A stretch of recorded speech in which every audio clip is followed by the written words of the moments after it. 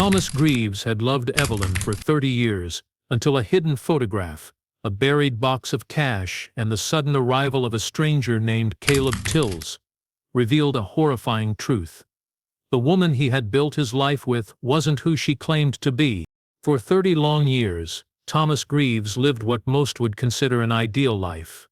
He had a peaceful home in a quiet New Hampshire neighborhood, a steady routine, and a wife who was dependable, graceful, and always seemed to have everything in order. Their days passed with comforting predictability: morning coffee together on the porch, weekly trips to the farmer's market, and evenings spent side by side in silence, reading or watching old films.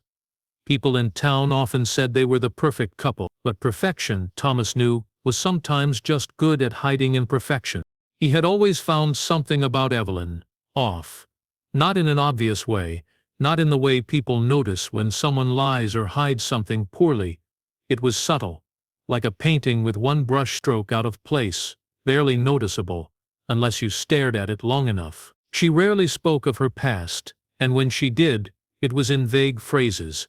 She had no childhood friends who ever came to visit, no photos of parents or siblings, and never any family invitations during the holidays. She said her family was distant and unimportant, and Thomas accepted that. Love, he believed, meant trust, even when things didn't fully make sense. Still, a small voice had always lived in the back of his mind.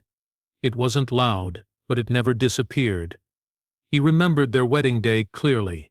Evelyn wore a simple cream dress, her hair pinned back with elegant ease. She looked beautiful, but what stood out, even then, was that no one came for her.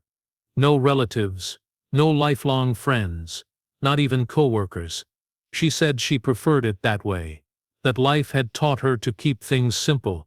Thomas, ever practical, didn't ask questions. Years turned into decades, and the voice in his head grew quieter. Life settled into a pattern. But then, one warm Tuesday afternoon in early May, something small shattered that pattern. Thomas walked into the kitchen to find Evelyn standing by the window, holding a letter with both hands. Her face was unreadable, but her fingers were trembling slightly. She didn't hear him come in. When he asked what it was, she jumped and quickly said it was nothing important, just junk mail. Then she smiled, tore the envelope in half, and dropped it into the trash. But Thomas noticed something he wasn't supposed to. A name on the corner of the torn envelope before it vanished into the bin. L. Murdoch. He had never heard that name before. That night, Evelyn was distant. She went to bed earlier than usual and faced away from him without saying goodnight. Thomas lay awake beside her, staring at the ceiling, the soft sound of the clock ticking like a drum beat in the silence. The name echoed in his head, Murdoch. It didn't feel like junk mail. It felt like something old, something from a past that had never fully come into view. He told himself not to worry, that people receive strange letters all the time. But the next morning, he checked the trash bin. The letter was gone, not just torn up, completely removed. Not a scrap of paper left. That's when the voice in his head returned. Louder. This time, something wasn't right. And once that voice returned, it didn't go away again. Every look, every gesture, every pause in Evelyn's speech suddenly felt different. She was the same woman she had always been, and yet now, Thomas felt like he was watching a stranger act out a well-rehearsed role. He couldn't put his finger on it yet, but he could feel it. Something had shifted, and somewhere deep inside him, Thomas Greaves knew. The life he thought he understood was about to begin unraveling, one layer at a time. Days passed, but Thomas couldn't shake the feeling that something had been set in motion the moment Evelyn received that letter. Her behavior had changed, subtly but unmistakably. She made more phone calls than usual, always behind closed doors. She began locking the study room, something she had never done in their entire marriage. When he asked why, she said she was organizing important documents and didn't want anything misplaced. She smiled as she spoke, but it didn't reach her eyes. It had been a long time since he had truly looked into her eyes, and now that he did, he realized something in them had gone dark. Curiosity, once just a quiet thought in the back of his mind, began to grow into something more urgent. He found himself watching her when she wasn't looking, trying to piece together who she might really be. Every movement, every glance, every quiet pause was loaded with new meaning. He didn't want to admit it, but he was beginning to wonder if the woman he had loved for 30 years was hiding a life before him, a life that might have been dangerous. One Thursday afternoon, Evelyn left to attend her book club meeting. Thomas stood in the hallway long after the door shut behind her. He stared at the locked door of the study, then walked to the laundry room, where an old ring of spare keys was still hanging on a rusty hook. He found the one labeled S, a key he hadn't touched in years, and returned to the study. His hands shook as he turned the lock. The door opened with a soft click, revealing the familiar scent of old paper and wood polish. Everything looked the same: neatly organized shelves, family documents in labeled folders, a few worn books from their teaching days. But as he searched deeper, he noticed a small cabinet drawer at the bottom of her desk, locked separately with a tiny keyhole. Thomas was about to give up when he remembered an old trick Evelyn had shown him years ago, used for unjamming desk drawers. He used the thin edge of a letter opener to wedge beneath the drawer and lift the latch.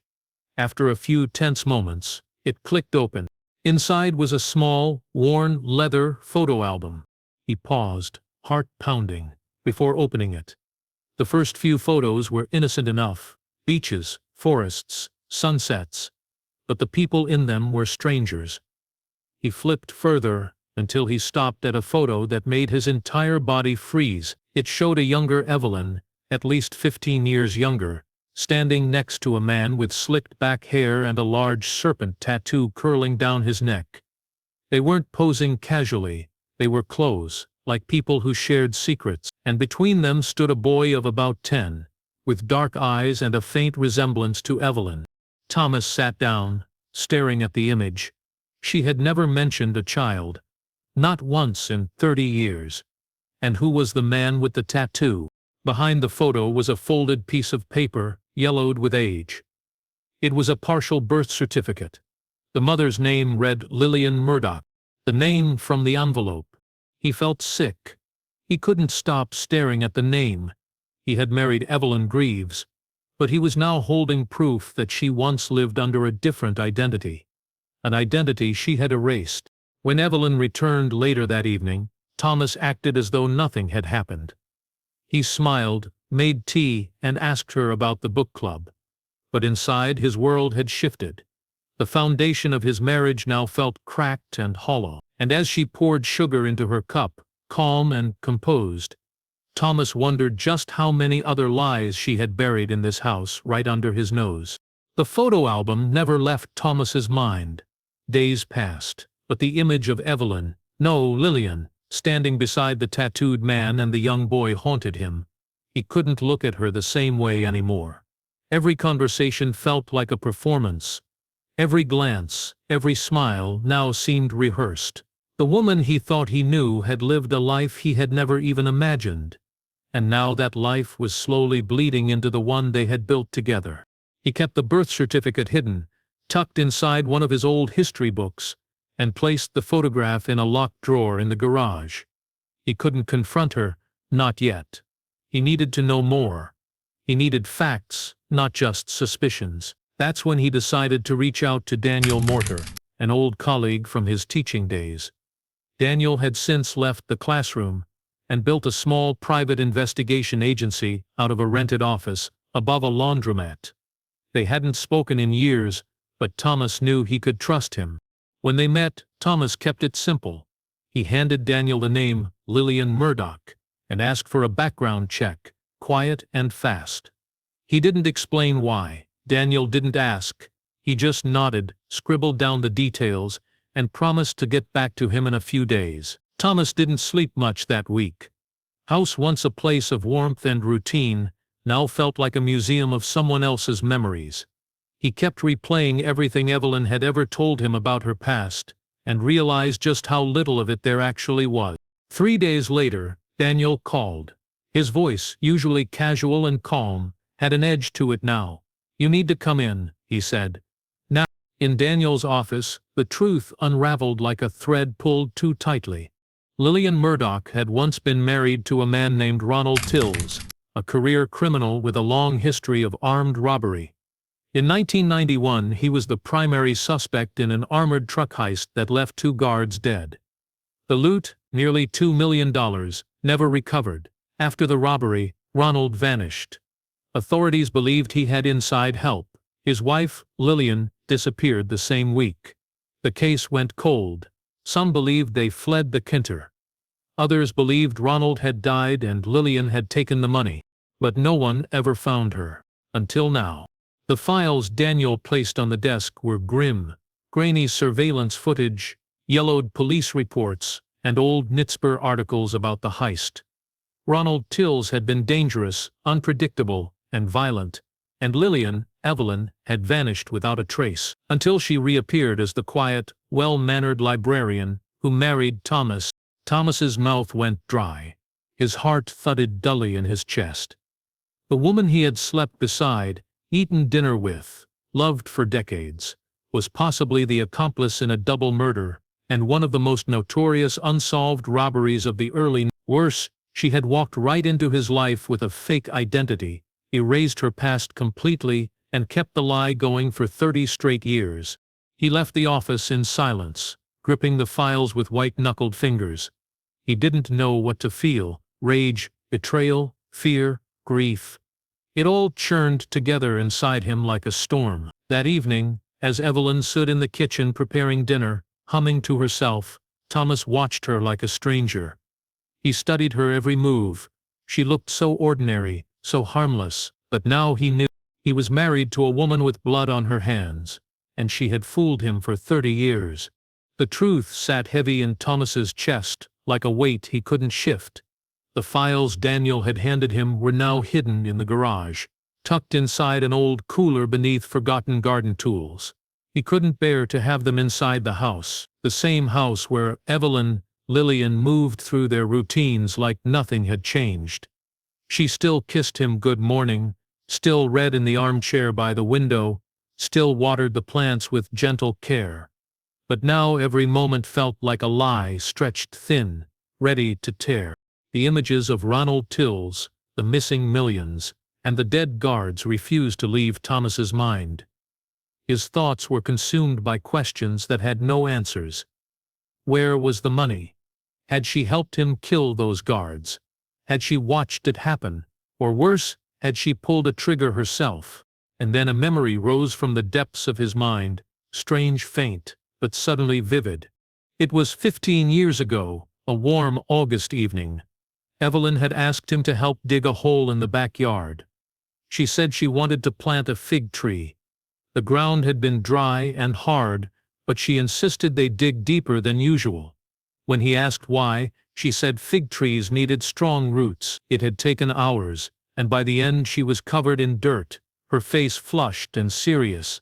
They planted the tree, watered it carefully, and for a time it thrived. But within a year it withered and died. Evelyn never replaced it. She never mentioned it again. Now that memory pulsed in his mind like a warning, that tree, that unusually deep hole. It hadn't made sense then, and now it made even less. That night, after Evelyn went to bed, Thomas stayed up. He waited until the house was silent and still, then he pulled on his coat, grabbed a shovel from the garage, and stepped into the backyard. The moonlight cast pale shadows across the lawn, but he didn't need a flashlight. He remembered exactly where the tree had stood. He dug. The soil was damp and heavy. Hours passed. His hands blistered. Sweat dripped from his brow. But he kept digging, deeper and deeper, until the shovel hit something solid. A dull metallic thud echoed through the night. His heart hammered. Carefully, he cleared the dirt around it and uncovered a weathered steel box, wrapped in layers of thick plastic. With trembling hands he pulled it free and dragged it toward the patio. The wrapping was stained with age, but intact. He peeled it away, revealing a battered lockbox. It wasn't locked. Inside, neatly bundled and rubber-banded, were stacks of cash, old bills marked with faded bank labels from night. Beneath them lay a folded newspaper clipping, browned with time. The headline read, "Armored Truck Heist Leaves 2 Dead Suspects. Vanish with Millions." It was all there. The money. The proof. Buried just steps from where they had eaten breakfast every morning for decades. Thomas sat there for a long time, staring into the box, the night pressing down around him. He felt sick, betrayed. But more than anything, he felt watched. Like someone had always been one step ahead. Evelyn had planted a lie in the soil of their life. She had built an entire world on top of it. And he had never suspected a thing. As dawn approached, he reburied the box exactly where he found it. Not out of protection, but out of fear. He wasn't ready to confront her. Not yet. But he knew one thing now without a doubt. Evelyn Greaves was not who she said she was. And their home was no longer safe. Thomas tried to go on with life as though nothing had changed. But everything felt different now. The house was colder, even in the heat of summer. Evelyn's footsteps echoed louder. Her humming seemed artificial, like a tune meant to distract from something darker. Every smile she offered made Thomas wonder what was behind it. He had lived beside her for 30 years, and now he wasn't even sure what her real name was. The money buried in their backyard was proof of something far worse than just a false identity. It was evidence of a life built on crime, blood, and lies. He kept his movements careful, his expression blank. He didn't want her to know what he had discovered. He still didn't know what she was capable of. And then, just as things began to settle into a tense rhythm, someone new arrived. A man in his early 30s, lean and sharp-eyed, began asking questions around town. He visited the library, the diner, and even the post office. He claimed to be working on a documentary about small-town American life, interviewing locals for a project on rural communities, but something about him didn't sit right with Thomas. The man introduced himself as Caleb Tills. The name hit Thomas like a hammer to the chest. Tills. The same last name as Ronald. The man in the photograph. The man from the heist. Thomas didn't need confirmation. He knew. Caleb was the boy in the photo. The same boy who stood between Evelyn and the tattooed man all those years ago. He was older now, with hardened features and calculating eyes, but the resemblance was unmistakable, and he was looking for something.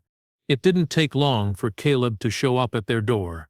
He smiled politely, introduced himself, and asked Evelyn if she remembered a Lillian Murdoch. Thomas watched her face carefully. She froze for a split second, barely enough for most to notice, but Thomas caught it. She recovered quickly, laughed softly, and said she didn't recognize the name. Caleb thanked them and walked away. But Thomas knew better. That wasn't a random visit. That was a warning. The next morning, an envelope appeared in their mailbox. No return address, just a single folded page inside. On it were 6 typed words. "Do not go to the police." That was all. No signature. No explanation. Thomas burned the note in the sink before Evelyn could see it.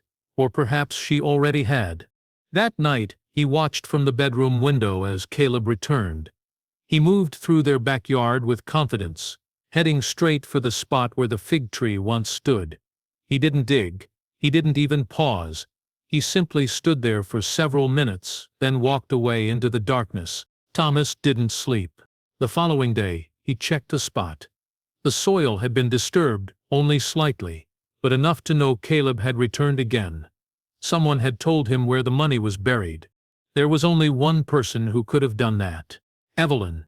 And yet she continued her routine, unbothered and calm. She made French toast for breakfast. She read on the porch. She even laughed at something on the television that evening, as if her past wasn't circling back like a vulture. Thomas couldn't understand her plan. Was she working with Caleb? Were they planning to take the money and disappear again? Or was Caleb here to take what he thought was rightfully his at any cost? He no longer felt like a husband in his own home. He felt like a hostage, trapped between the woman he thought he knew and the danger she had brought to his door. Thomas had reached his breaking point. The the fear, the strange man in the backyard. It was all starting to press down on him like a suffocating weight. Every breath he took inside that house felt like it belonged to someone else. He no longer recognized the life he had built. It had been chipped away, layer by layer, until all that remained was suspicion and silence. He hadn't spoken a word to Evelyn about Caleb. He hadn't asked her about the money or the past. But now, the pressure was becoming unbearable. He needed answers, just enough to piece the truth together, to know what he was dealing with. One morning, while stirring his coffee at the kitchen table, he asked a single question, careful not to show too much. "Who's Caleb?" Evelyn paused mid-step, holding a dish towel in her hand. Her expression faltered for only a fraction of a second. But it was there, fear. A flash of it, sharp and immediate. Before she composed herself, she gave a light shrug and said, "Oh, he came to the library, said he was doing some local research." "Why?" Thomas said nothing, he just sipped his coffee. But in that moment, he knew. She had lied without hesitation. It came naturally to her, as if she'd done it her whole life. Which, he now realized, she probably had. Later that night, after Evelyn had gone to bed, Thomas checked the garage. The money was gone. Every last stack of it. The steel box had been emptied, the space beneath the tools disturbed, and the plastic wrapping left behind. She hadn't even tried to hide the evidence, or maybe she didn't care if he found it. Maybe she thought she had already won. His hands trembled as he replaced everything. His mind spun with possibilities. Was she planning to run? Were she and Caleb already working together? Had they used him, used this entire quiet life, as a cover? He felt something inside him snap. It wasn't rage. It wasn't betrayal. It was a deep, raw sense of humiliation. He had been the husband, the protector, the loyal partner, and all along, he had been a tool in her escape plan, a 30-year hiding place. But Evelyn made a mistake. A simple one. In her rush, she left behind a motel receipt tucked inside the drawer of her nightstand.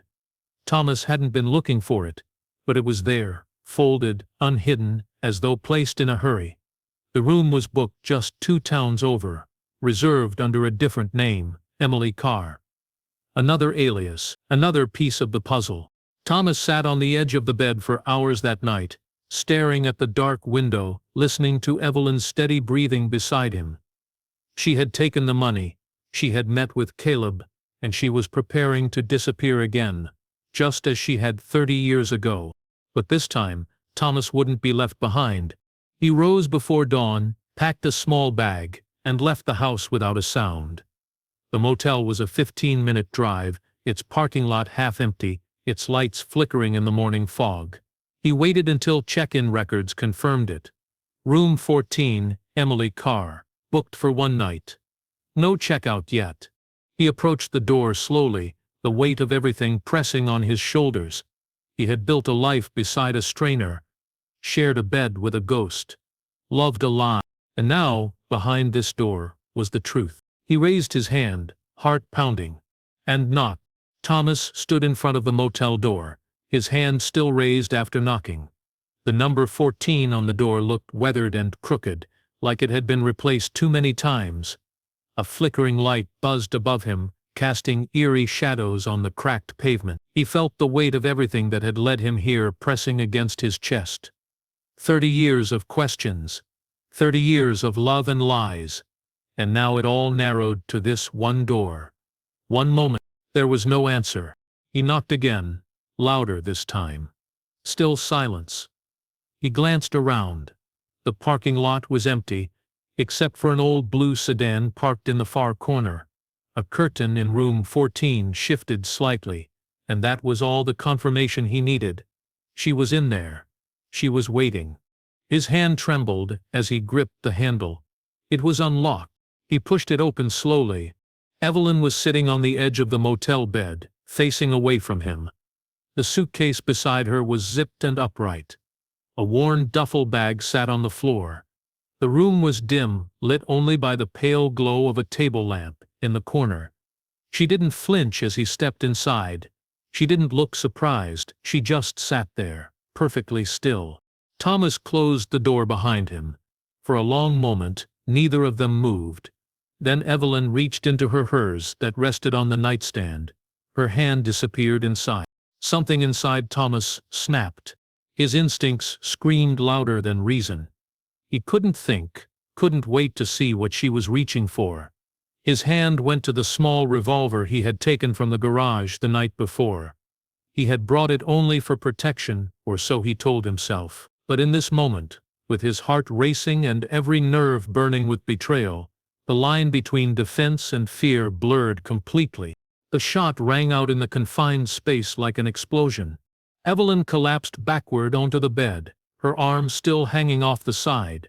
The purse hit the floor, and a cell phone tumbled out. Nothing else, just a phone. Thomas stood frozen, the gun still in his shaking hands, eyes locked on her motionless body. The room was filled with the sharp scent of gunpowder and, something far worse, finality. He moved toward her slowly, almost unwillingly. Her chest didn't rise. Her eyes didn't blink. She was gone. He dropped the gun and sat on the floor, numb, staring at the lifeless figure of the woman he had lived with for most of his life. The same woman who had made his breakfast every morning, who had once held his hand in the hospital, who had spent decades sharing a quiet, gentle life that now felt like a complete fabrication. And yet, there had been moments, small, honest moments, that felt real, that had to be real. Or had he just believed what he wanted to believe? Within an hour, the police arrived. The motel manager had heard the gunshot and called it in. Inside her purse, investigators found not only the phone but also a loaded pistol wrapped in a scarf. Alongside it were 2 fake passports, $15,000 in cash, and a plane ticket scheduled for that very night. One way, no return. She had planned to leave, alone. Caleb was nowhere to be found. Thomas told them everything. The fake name, the buried money, the photo album, the motel receipt. It all spilled out of him in a long, unraveling confession. He didn't ask for mercy. He didn't even ask for understanding. In the end, they ruled the shooting as self-defense. But that didn't bring peace. It didn't answer the questions that still haunted him. Who had she really been? And how much of the life they'd shared was ever true at all?